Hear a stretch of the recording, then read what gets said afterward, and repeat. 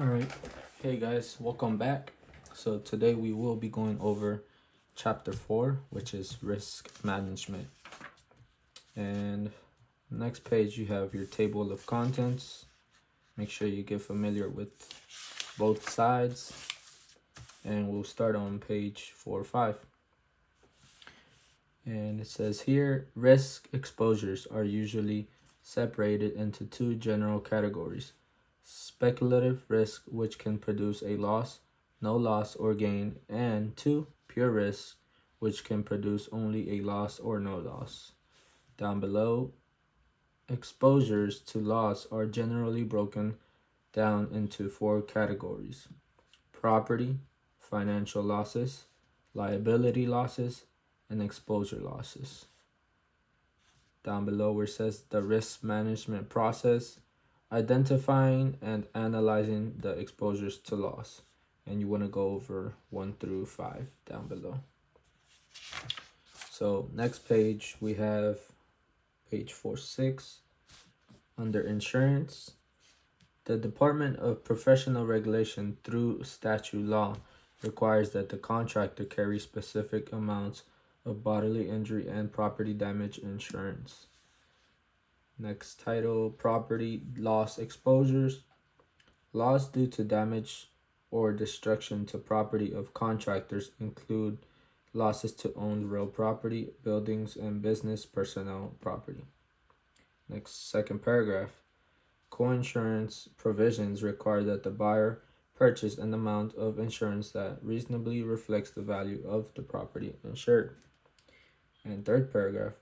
Property insurance may be purchased under one of the 3 causes of loss forms: basic, broad form, and special perils.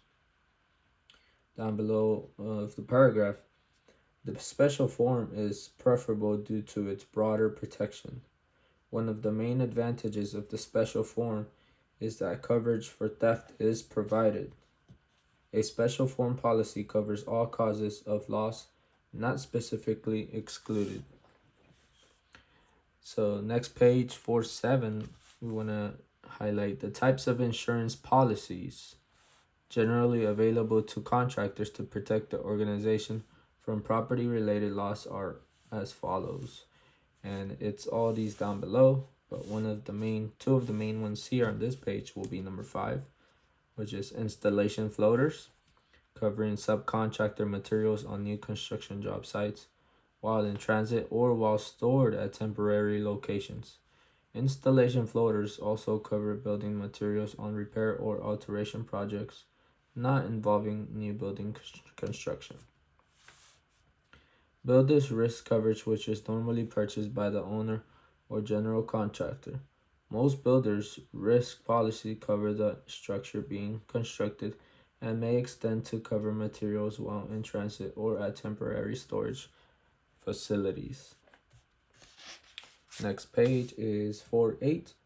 We have C, fidelity bonds, and this is under property loss exposures as well. It just keeps going on. And we have C, fidelity bonds, and embezzlement. You make sure you want to read through this and understand what embezzlement is. And number 10 down below says equipment breakdown insurance covers losses to certain types of equipment for sudden and accidental mechanical breakdown. So next title we have financial loss exposures. Business income insurance, often referred to as business interruption insurance, is available to cover losses to property which cause a decrease in revenue or increase in expense. Then next one we have business liability insurance exposures. The commercial general liability policy provides protection to the organization for bodily injury and property damage, liability loss arising out of property its owns or leases, construction activities, after construction exposures, personal injury, and fire damage liability. The limits of liability under this policy are broken down as follows. And next page, we have 4-9. Medical expense coverage provides for payment of medical bills for injured persons other than employees on your premises or because of construction operations. The limit is usually $5,000 or $10,000 and the coverage will pay regardless of fault. Contractual liability exposures. The risk of loss or damage to property rests with the holder of the title at the time of loss or damage of the property. And third paragraph, as indemnification clause typically requires the indemnitor contractor to pay the indemnity owner, architect, engineer, and their employees for loss caused by liability imposed on the indemnity for damages because of injury or property damage arising out of the construction activity. Page 410, we have insured contract means. Make sure you guys go over this a little bit. And down below, we have business automobile policy. Business automobile policy liability coverage protects the organization from losses arising out of the operation of owned licensed motor vehicles. Page 411. Employee benefits liability coverage. Employee benefit liability coverage. This coverage would protect the contractor in the event of claim involving errors or omissions in the administration of group life, health, unemployment, social security, or similar plans. Next one is employment practices liability policy. Generally, an employment practices liability policy is intended to defend and pay judgments against an insured for discrimination claims involving hiring. Umbrella liability policy. Usually, an umbrella liability policy can be purchased in increments per $1 million of coverage up to any amount required or desired. The policy is in excess of the commercial general liability and business auto policy. For personal loss exposures, you want to highlight organizations can also suffer financial loss due to the death of a disability. To the death or disability of key personnel. Next one is computation of premium rates. Make sure you go over that as well. Page 412. We have, automobile rates vary by size of vehicles based on gross vehicle weights, distance of travel, generally up to 50 miles, up to 100 miles, up to 150 miles, and long haul, and various uses of vehicle to and from the job site, retail delivery, and other commercial uses. A contractor should regularly, every 6 months or at least annually, review the driving record of his employees by ordering motor vehicle reports.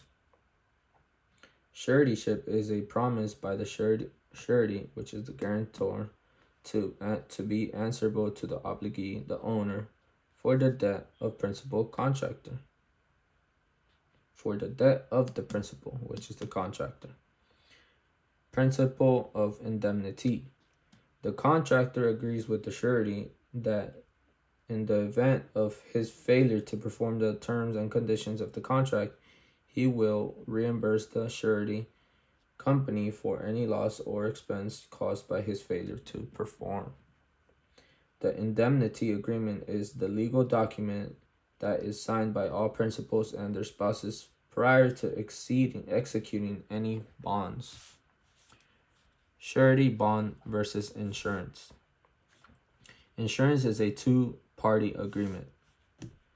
Insurers expect losses and spread the risk over many insureds.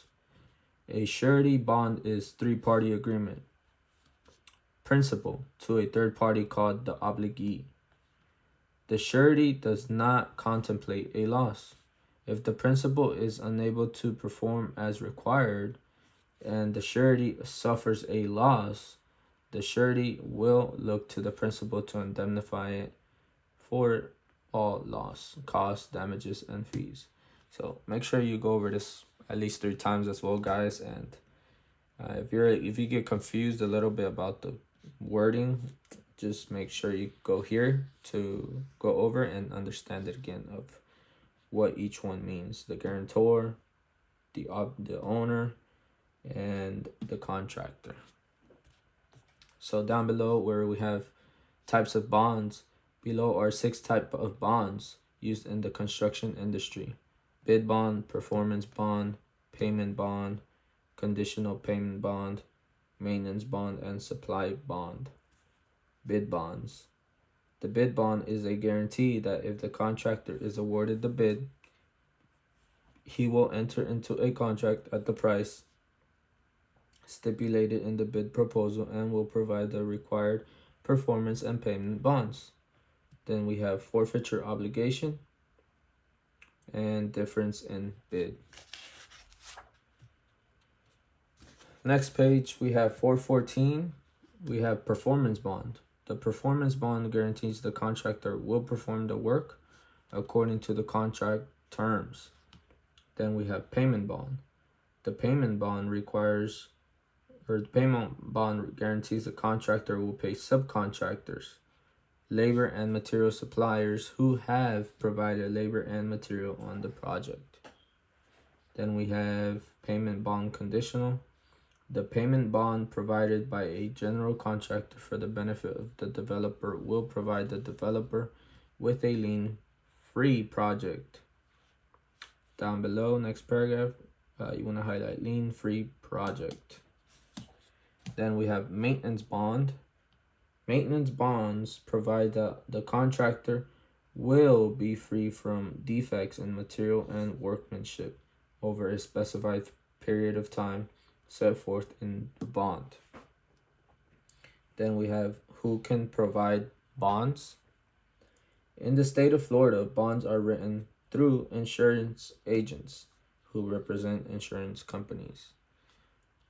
Whenever you guys see keywords that you think will help you or numbers, you just make sure you circle them. That way they pop out to you during the exam.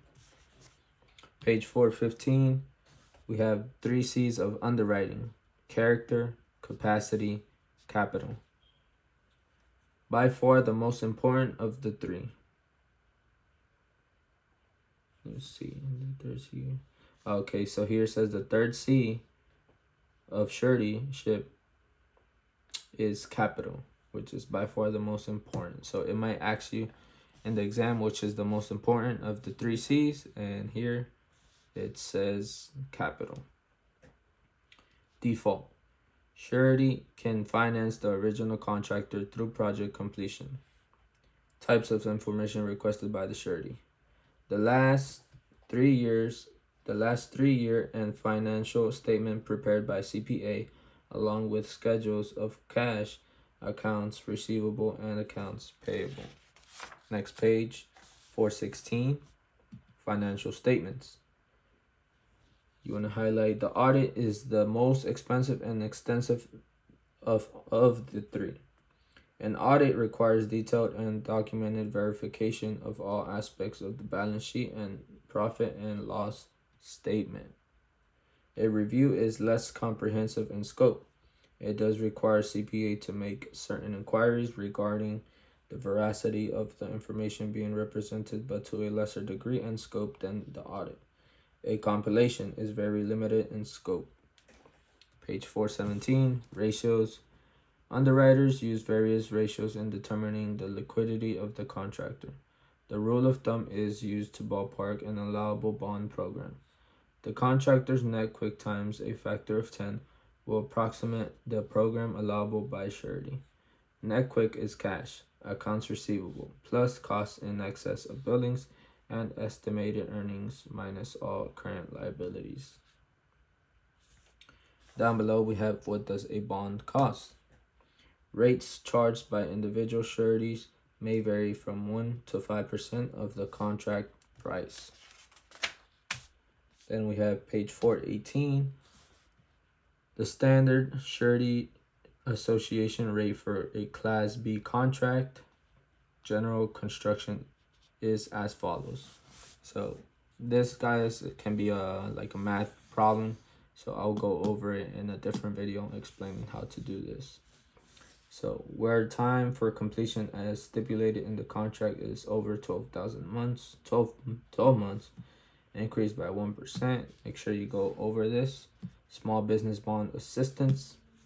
The SBA Small Bond Guarantee Program charges the contractor a premium 7.2 and 29 per thousand in addition to the premium charged by surety.